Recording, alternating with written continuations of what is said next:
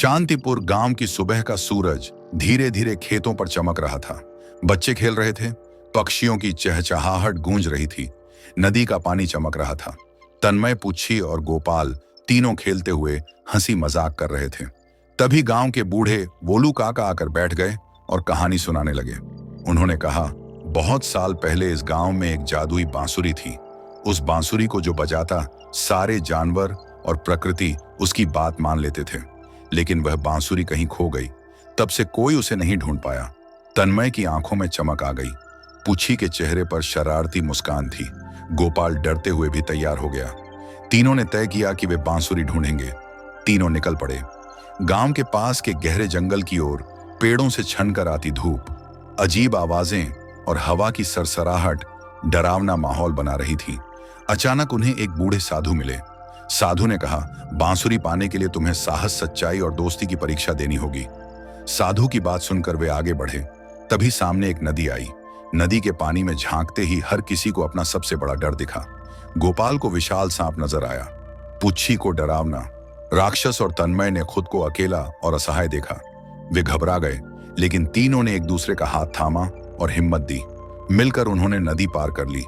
पानी शांत हो गया और वे परीक्षा में सफल हुए। इधर गांव में खबर पहुंची कि एक दुष्ट जादूगर कालीश्वर बांसुरी की तलाश में आ रहा है। लोग डर से कांप उठे। तन्मय और उसके दोस्त समझ गए कि जल्दी करनी होगी। वे एक गुफा तक पहुंचे। गुफा का दरवाजा बंद था। उस पर एक पहेली लिखी थी, जो बांटने से कम नहीं होती बल्कि बढ़ती है। पुच्छी ने तुरंत जवाब दिया।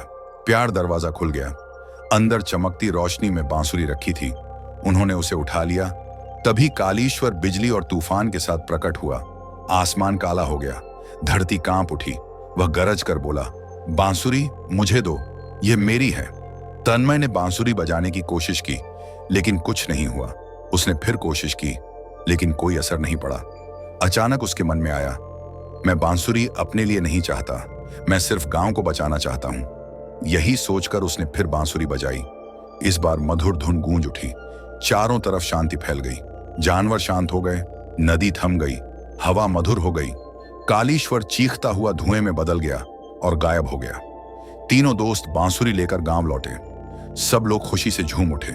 बोलू काका ने कहा, आज तुमने साबित कर दिया कि साहस, दोस्ती और प्यार ही असली जादू है।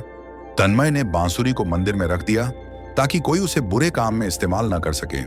रात को पूरे गांव में उत्सव हुआ।